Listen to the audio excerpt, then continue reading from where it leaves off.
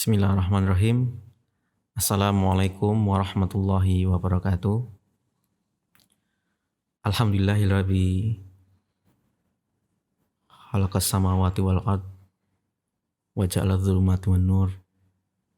Tsumma alladziina kafaru bi rabbihim ya'dilun. Alhamdulillahi wa kafa wassalatu wassalamu ala ibadihi alladzi istafa wa ala alihi wa sahbihi wa man sara ala nahjihi faqad iktada. Asyhadu an la ilaha illallah wa asyhadu anna Muhammadan abduhu wa rasuluhu la nabiyya ba'dah. Allahumma shalli ala Muhammad wa ala alihi wa sahbihi wa man walah. Baik, pemirsa, pendengar, dan pengurus kajian AMM yang dirahmati Allah, alhamdulillah pada malam hari ini kita dipertemukan Allah Subhanahu wa taala dalam keadaan sehat walafiat. Salawat serta salam kita haturkan pada junjungan kita Nabi Muhammad sallallahu alaihi wasallam beserta keluarganya, para sahabatnya. Mudah-mudahan kita termasuk pengikutnya yang senantiasa istiqomah sampai akhir hayat nanti. Amin. Nah, kita sudah sampai tentang pembahasan kitab Bidayatul Mujtahid wa Nihayatul Muqtasid.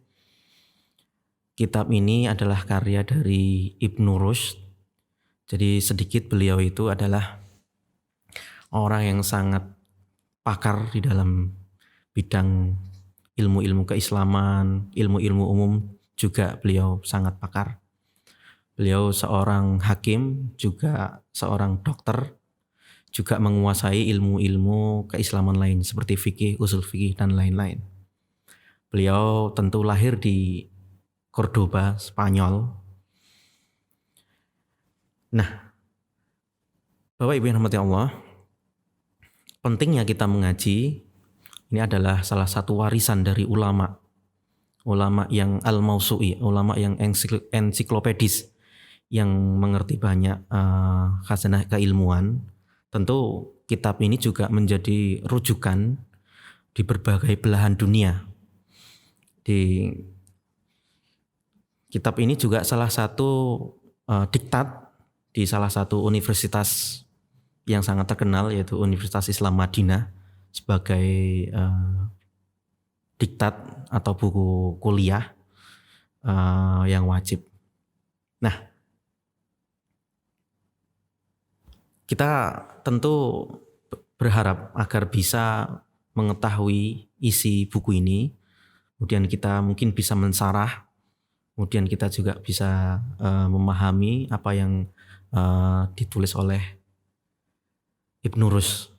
Jadi orang Islam itu kalau menurut hemat saya harus menguasai khazanah keislaman, dalam hal ini adalah turos. Jadi mengutip salah satu pendapat salah satu senior saya, orang Islam itu dikatakan Islam artinya dia harus mempunyai dua hal. Yang pertama adalah memori masa lalu yang baik, tentu dalam hal ini ilmu. Yang kedua adalah punya visi ke depan. Jadi manusia itu harus mempunyai dua. Yang pertama adalah memori masa lalu yang dia harus bangkitkan, artinya dia harus mungkin perbaiki. Yang kedua adalah visi ke depan. Dan dua hal ini yang mohon maaf mungkin akan dihilangkan, ya, mungkin oleh musuh-musuh Islam dan lain sebagainya. Memori tentang masa lalu dan visi tentang masa depan itu mau dihilangkan. Salah satunya katakanlah ya umat Islam dijauhkan dari bahasa Arab gitu kan. Nggak usah jauh-jauh dijauhkan dari Al-Quran, ya, cukup dijauhkan dari bahasa Arab seperti itu. Maka hal tersebut menjadi proyek ya orang yang tidak senang dengan Islam. Ya. Karena bagaimanapun Al-Quran berbahasa Arab, ya, hadis-hadis dan kitab-kitab juga dibaca dengan bahasa Arab. Ya. Jadi mengetahui bahasa Arab itu sangat penting. Oleh sebab itu, rekan-rekan yang dirahmati Allah, ya, kita mengaji kitab asli, ya, kitab Bidayatul Mujtahid ini. Ya, di sini sudah sampai tentang bab sholat Jumat. Ya, tentu sholat itu sangatlah penting. Bahkan kata Nabi, awwalu ma yuhasabu bihil abdu yaumal qiyamah as-sholat. Ya, amalan pertama yang akan dihisap oleh Allah itu adalah sholat. Kalau sholatnya baik, maka seluruh amal juga akan baik. Maka ukuran kebaikan itu sebenarnya itu bisa dilihat dari sholatnya. Jadi kalau sholatnya insya Allah baik, khusyuk, insya Allah kepribadian seseorang itu baik. Saya yakin gitu ya.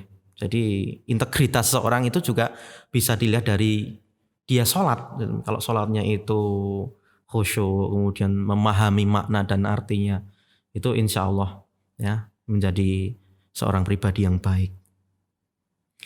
Maka di sini kita sudah sampai bab sholatul Jum'ah. Sholat Jum'ah ya, seperti kata hari Jumat ya. Jum'ah itu artinya berkumpul ya. Jadi kata Nabi hari raya orang Islam itu kalau harinya itu hari Jumat seperti itu. Maka di saya sebutkan teksnya.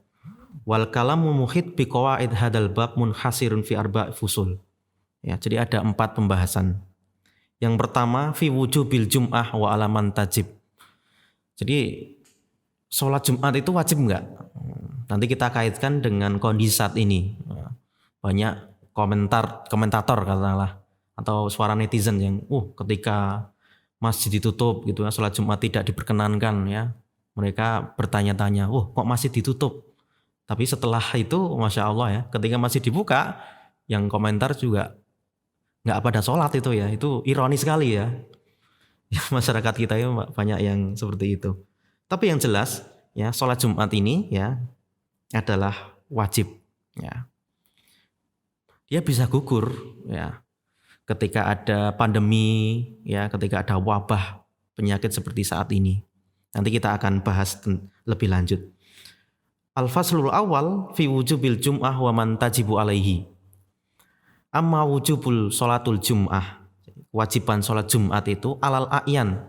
Jadi ada wajib ain. Si wajib ain itu bukan wajib kifayah. Bahasanya wajib ya. Kalau Imam Hanafi mengatakan fardu ya. Membahasakan wajib itu dengan bahasa fardu ya, seperti itu. Sebenarnya sama menurut jumhur. Fardu sama wajib itu sama. Tapi menurut Imam Hanafi dibedakan. Nah, wajib sholat Jumat itu wajib ain ya. Wahwaladhi alaihi al-jumhur. Maka mayoritas ulama mengatakan sholat Jumat itu wajib. Likauniha badalan min wajib. Karena apa? Logikanya sholat Jumat itu adalah pengganti sholat duhur. Ya, kalau sholat duhur wajib, maka seharusnya sholat Jumat itu juga wajib. Wa dhahir qauluhu ta'ala. Dan ini ada di dalam Al-Quran. A'udzubillahi minasyaitonirrajim. Ya ayyuhalladzina amanu idza nudiya lis-sholati min yaumil jum'ah fas'au ila dzikrillahi wa dzarul bai'. Wahai orang-orang yang beriman, apabila dipanggil ya untuk sholat di hari Jumat, maka bersegeralah untuk zikir kepada Allah dan tinggalkanlah jual beli. Dulu di Madinah ketika Rasulullah SAW sedang berkhutbah, tiba-tiba ada perniagaan di luar masjid ya, mungkin datang dari Persia atau dari luar negeri, mungkin barangnya murah tapi berkualitas, jadi jamaahnya itu pada keluar masjid. Kemudian Rasulullah banyak ditinggal oleh jamaah, maka turun ayat itu. Ya ayyuhalladzina amanu idza nudiya lis-shalat fi yaumil jum'ah fas'au ila dzikrillahi wa dzarul bai'. Ya, tinggalkanlah jual beli. Namun setelah sholat Jumat, itu boleh jual beli seperti itu. Maka sementara ketika ada Jumatan, maka jual beli tidak boleh. Nah, wal amru alal wujub, perintah itu menunjukkan wajib. Wali qaulihi sallallahu alaihi wasallam, karena sabda Rasulullah sallallahu alaihi wasallam. Jadi kita berdalih itu dengan 2. Yang pertama Al-Quran, yang kedua tentu dengan sunnah al-maqbulah. Kalau umpamanya Al-Quran masih umum, maka kita lihat penjelasan dari sunnah. Namanya sholat itu di aqimus sholah, dibahasakan dirikanlah sholat, maka yang menjelaskan adalah sunnah. Bagaimana takbiratul ihram sampai salam. Dan sunnah itu juga berfungsi untuk membuat hukum baru. Contohnya umpamanya Al-Quran tidak menyebutkan keharaman suatu hewan, maka di dalam hadis mulai disebutkan secara jelas, maka hewan tersebut menjadi haram dan lain sebagainya. Dan itu adalah yang disepakati oleh ulama, Al-Quran, hadis. Kemudian ada lagi perangkat yaitu qiyas dan ijma. Nah, Rasulullah SAW bersabda, layan tahiyanna aqwamun an wad'ihimul jum'at aw liyahtimannallahu ala qulubihim. Jadi suatu kaum itu harus berhenti untuk meninggalkan, artinya jangan sampai meninggalkan sholat Jumat atau Allah akan menutup hati. Masya Allah. Di dalam hadis ini tidak disebutkan kalau meninggalkan Jumat secara berturut-turut itu kafir, tetapi apa? Tapi bahasa Rasulullah yang digunakan adalah Allah menutup hati. Nah, mungkin yang baru viral atau yang baru tren ya. Mungkin saat pandemi itu, ada kalau kita meninggalkan sholat Jumat 3 kali berturut-turut, itu apakah disebut kafir atau tidak seperti itu. Bahkan ya kalau ada sebagian orang yang sudah lebih dari 3 kali bahkan, itu apakah kafir atau tidak. Ternyata kalimat kafir itu tidak dijumpai, akan tetapi kalimat yang dijumpai adalah la yahtimannallahu ala qulubi, Allah menutup hati. Jadi kalau sudah ditutup hatinya ya sudah gitu ya. Ini adalah peringatan keras seperti itu. Jadi jangan sampai tidak sholat Jumat ya. Wa dhahaba qaumun ila. Jadi berpendapat. Dhahaba ila itu artinya berpendapat. Anna min furudil kifayah. Ada sebagian kecil ya dari madhab Maliki tapi tidak populer madhab perkataannya. Itu mengatakan Jumat itu fardu kifayah. Sama seperti sholat jenazah. Menjawab adzan itu juga fardu kifayah. Jadi kalau ada yang menjawab 1 orang maka gugur kewajiban untuk menjawab adzan. Atau kalau ada satu desa, katakanlah ada 3 orang, 4 orang yang ke masjid untuk melaksanakan Jumat, maka sebagian ya itu gugur ya. Itu pendapat yang tidak populer. Artinya ada pendapat seperti itu di dalam khazanah keislaman. Tapi yang jelas jumhur, mayoritas ulama mengatakan sholat Jumat itu fardu ain. Ya, fardu ain itu bukan fardu kifayah. Ya. Kalau fardu kifayah, kalau ada jenazah, katakanlah ada satu kampung ya nggak menyolatkan 1 jenazah, padahal dia itu muslim, maka seluruh kampung akan berdosa. Tetapi kalau sudah ada sebagian, maka sebagian itu gugur ya. Jadi itu adalah fardu kifayah. Wa amma alaman tajib. Siapa yang melaksanakan sholat Jumat ini? Apakah wanita termasuk, anak-anak yang belum balik termasuk, atau sakit termasuk, atau di dalam madhab Syafi'i orang yang berhutang dikejar-kejar itu ya, itu bahkan ada yang mengatakan tidak wajib sholat Jumat seperti itu. Itu di dalam madhab Syafi'i. Nah kita lihat, fa'alaman wajadat min syuruti wujubil jum'ah al-mutaqaddimah wa wajada fiha ra'idan alaihi 4 syurut. Ada 4 syarat. Isnani bi'itifaq. 2 itu sudah sepakat ulama. Kemudian 2 lagi masih diperselisihkan. Kalau yang disepakati siapa? Orang yang wajib, orang yang berhak melaksanakan ibadah Jumat itu adalah fadzukurah, laki-laki, ya, wasihah dan sehat. Jadi selama kita laki-laki, kemudian kita sehat, ya, nggak penyakitan, nggak ada penyakit, maka hukumnya wajib. Fala tajibu ala, nah ini dijelaskan. Jadi sholat Jumat itu tidak wajib sama perempuan, wala ala marid, dan orang yang sakit juga tidak wajib. Bi ittifaq, itu sepakat ulama. Tapi kita menariknya seperti ini. Sholat Jumat ini tidak wajib bagi wanita, ya. Tapi kalau wanita melaksanakan sholat, gugurlah yang wajib, yaitu sholat duhur bagi wanita. Padahal sholat Jumat itu tidak wajib bagi wanita. Tapi ya itu adalah sunnah. Artinya kalau seorang wanita melaksanakan sholat Jumat, maka hal tersebut bisa menggugurkan kewajibannya. Gitu. Jadi luar biasa ini, dalam fikih itu seperti itu ya. Jadi sesuatu yang tidak wajib bisa menggugurkan sesuatu yang wajib gitu ya. Ini hanya ada di sholat Jumat. Ya, luar biasa. Nah, oke. Jadi anak-anak juga tidak wajib sholat. Jadi ada 4 menurut ulama mana yang tidak wajib. Wanita, kemudian anak-anak artinya yang belum dewasa, kemudian orang yang sakit, kemudian abdun mamluk.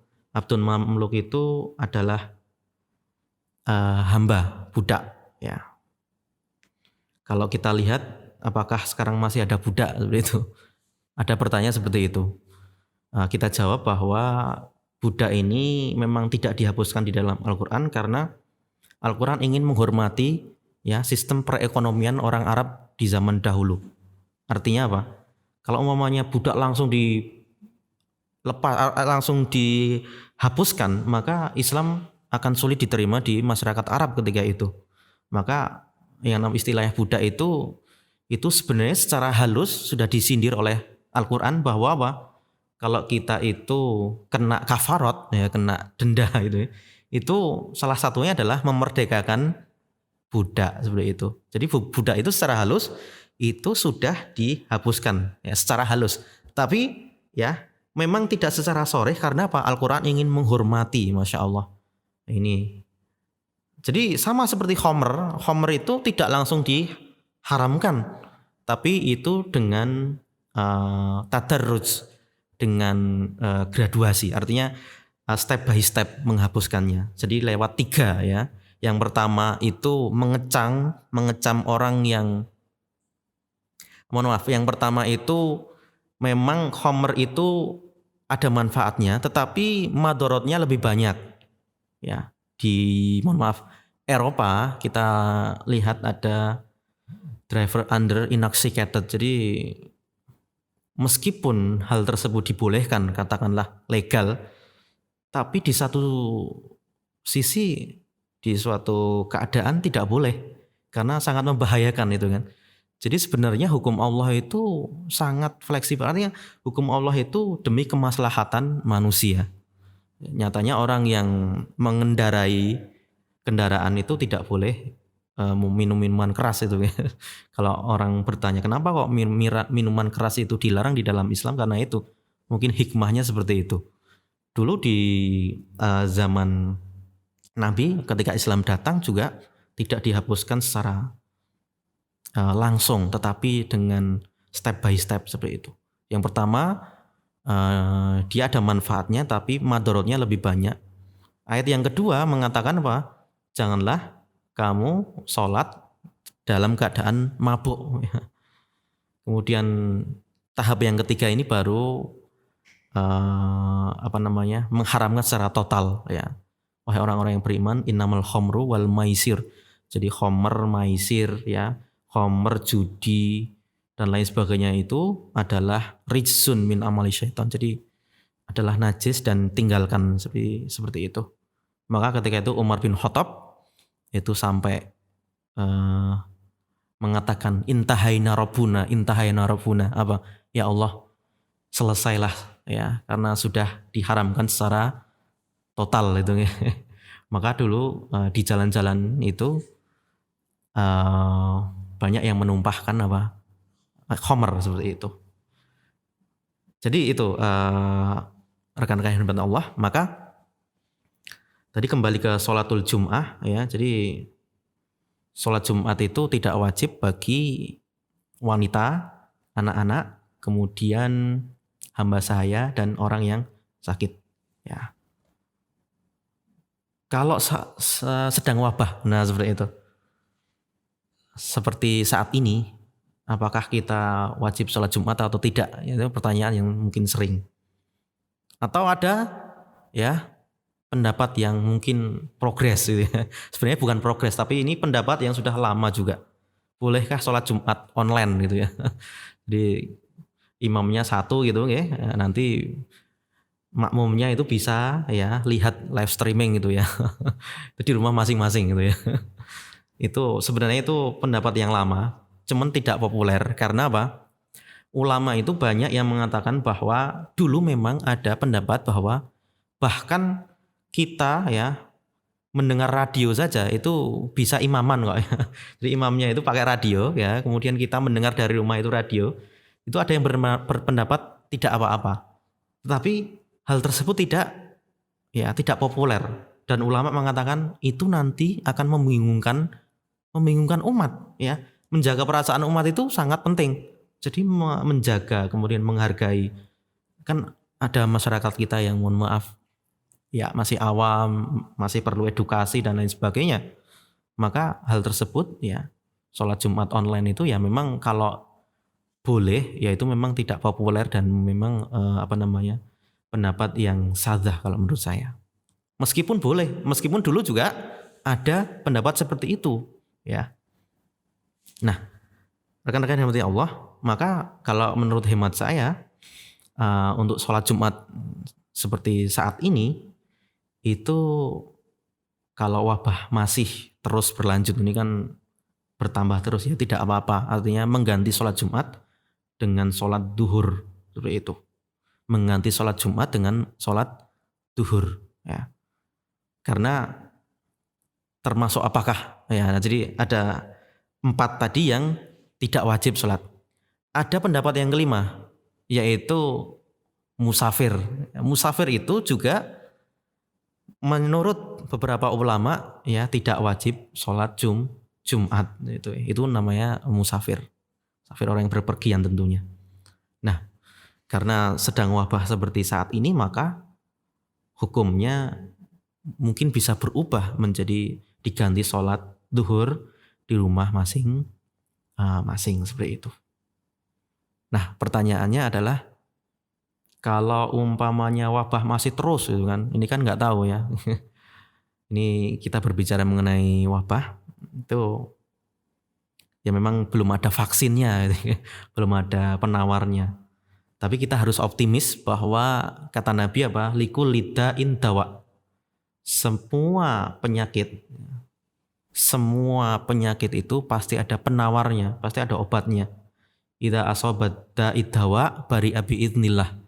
Kalau sudah penyakit itu kena obat, ya mungkin virus itu kena vaksin, insya Allah bari abi idznillah akan sembuh dengan izin Allah seperti itu. Yang sekarang mohon maaf kita lagi seperti ini, tentu banyak yang dirugikan ya, banyak yang mengalami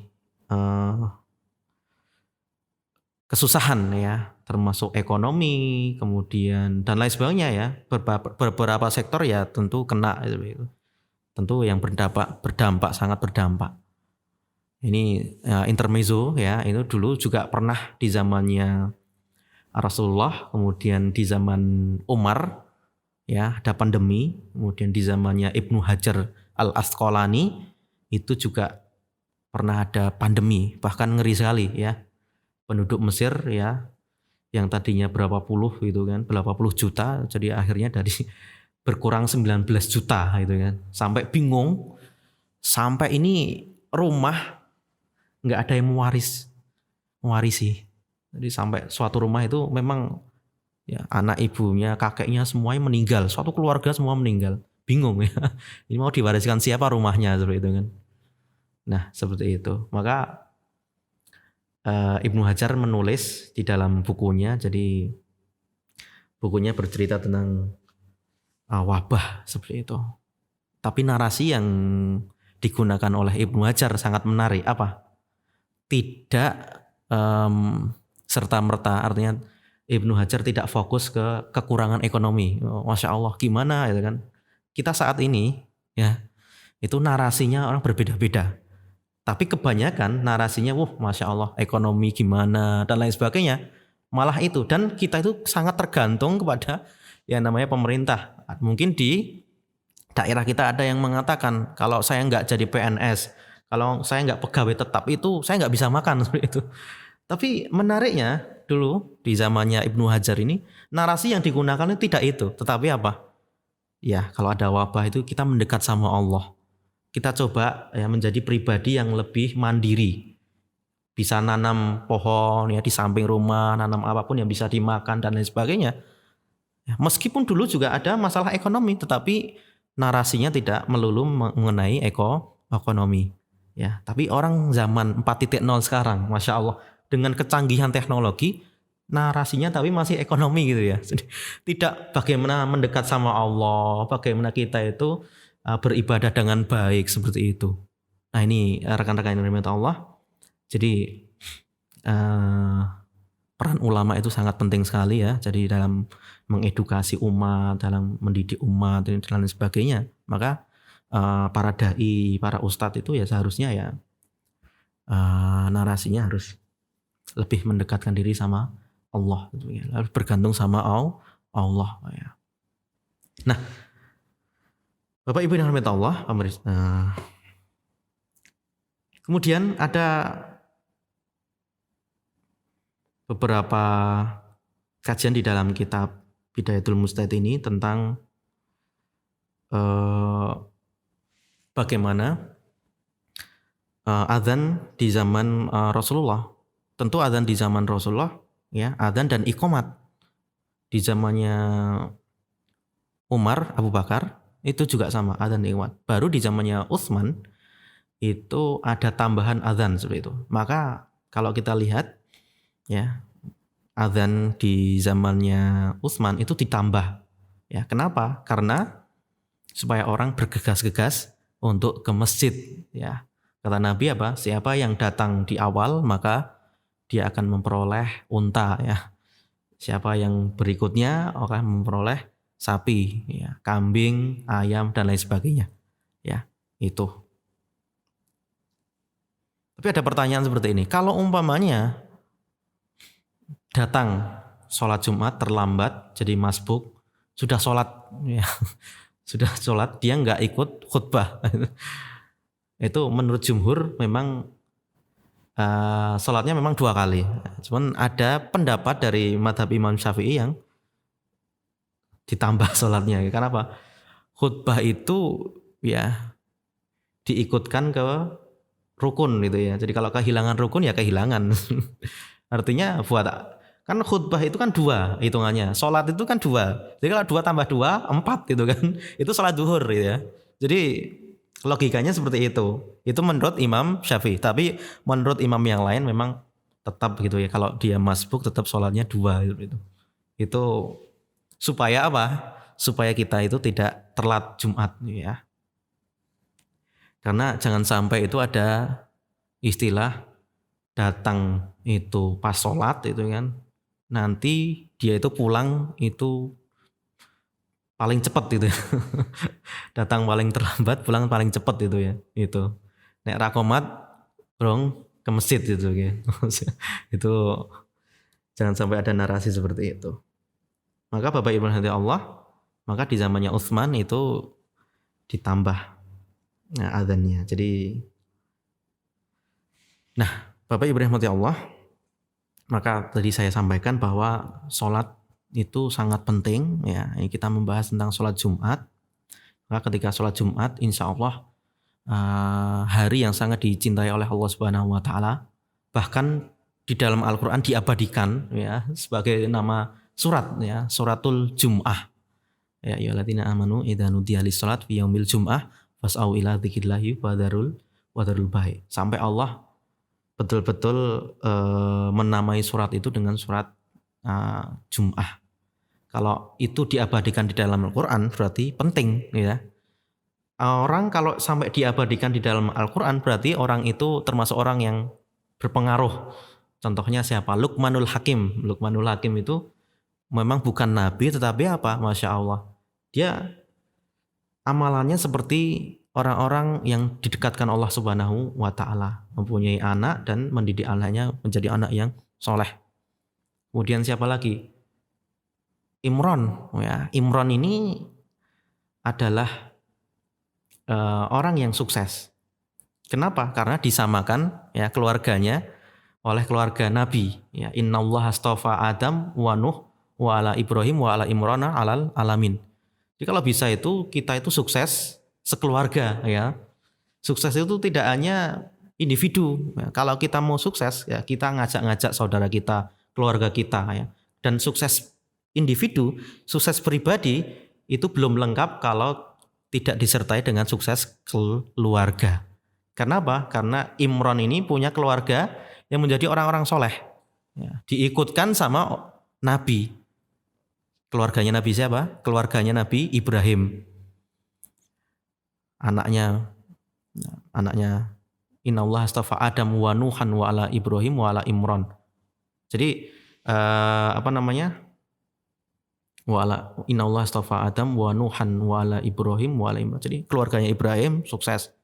Ya, tapi di situ ayat itu mengatakan apa? Keluarganya Nuh dan keluarganya Adam tidak disebut. Kenapa? Ya mungkin karena anak dari Nabi Nuh itu juga ada yang tidak taat pada ayahnya, seperti itu kan? Anaknya Nabi Adam juga mungkin ada yang membunuh satu sama lain. Maka di ayat itu dikatakan wa innallaha astafa Adam wa Nuh wa ala Ibrahim wa ala Imron.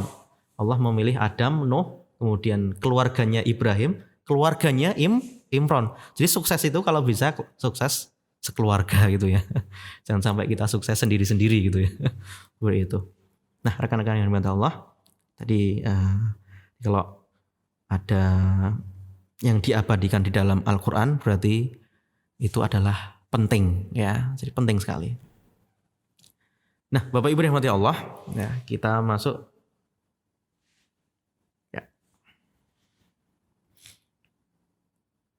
Jadi sholat Jumat itu wajib bagi laki-laki yang merdeka. Yang kedua adalah kalau dia itu sehat. Ya, kalau sakit tentu sudah gugur seperti itu. Maka harus kita renungi bersama bahwa insya Allah kalau kita itu sholatnya baik, ya, termasuk sholat Jumat, insya Allah akan membukakan hidayah bagi kita itu. Okay. Hidayah Allah itu akan dibukakan pada orang yang ya sholat berjamaah seperti itu. Sa'id Ibnu Musayyib itu selama 20 tahun tidak pernah ketinggalan takbiratul ihram. Artinya apa? Tidak pernah tidak jamaah ya, kecuali pas waktu sakit ya. Dia jamaah terus itu ya selama 20 tahun. Dan tidak hanya itu, apa? Kalau tidak pernah ketinggalan takbiratul ihram berarti sholatnya tidak pernah terlambat. Selalu sama takbiratul ihram sama imam. Masya Allah, luar biasa. Di daerah Gresik itu ada salah satu tokoh Muhammadiyah. Itu dapat penghargaan selama 25 tahun adzan qabla subuh.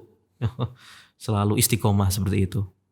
Itu luar biasa kayaknya. Jadi orang-orang seperti itu, orang-orang yang istiqomah itu Masya Allah memang sangat luar biasa itu ya. Allah akan berikan pintu hidayah ya. Allah akan berikan kemudahan bagi orang-orang yang mendekat kepada Allah Subhanahu wa taala meskipun keadaannya sulit. Nah, seperti itu. Insya Allah Nah, baik Bapak Ibu nanti Allah, mungkin cukup sekian kajian dari saya. Mungkin kita lanjut ke kajian mungkin berikutnya atau nanti ada kesempatan kita bahas kitab Bidayatul Mujtahid wa Nihayatul Muqtasid karya Ibnu Rushd, seorang ulama yang mempunyai karya banyak di dalam bidang ilmu fikih, ilmu usul fikih, bahkan ilmu-ilmu lain. Maka di dalam Islam itu ilmu itu sangat penting. Ya, Allah akan meninggikan orang-orang yang menuntut ilmu, orang-orang yang tafakuh fiddin, ya, orang yang menuntut ilmu, wabil khusus kalau ilmu itu berkaitan dengan ilmu agama atau ilmu yang mendekatkan kita pada Allah. Ilmu kedokteran kalau itu semakin mendekatkan kita pada Allah berarti ilmu Allah seperti itu. Tapi kalau ilmu itu semakin jauh, ya itu malah petaka bagi kita itu kan. Dan satu lagi ada hadis yang ingin saya sampaikan bahwa Rasulullah pernah bersabda wa idza marartum bi riyadil jannah farta'u. Kalau kalian itu melihat lewat ke taman surga itu, maka berhentilah. Kamu itu ngasolah di situ, ngeyoplah seperti itu, berhentilah. Sahabat bertanya, wahai Rasul, apa itu taman surga? Kata Nabi, majalisul dzikr, majalisul ilmu. Majelis-majelis ilmu itu yang harus di situ kita serap seperti itu. Nah, mudah-mudahan bermanfaat kajian dari kami. Kurang dan lebihnya saya mohon maaf. Walafu minkum. Terima kasih pada AMM Piungan, wabil khusus Kang Husnu, teman-teman gitu ya yang telah menyediakan tempat. Mudah-mudahan Allah membalas kebaikan ya. Amin. Jazakumullah khairan katsira. Bismillahirrahmanirrahim. Assalamualaikum warahmatullahi wabarakatuh.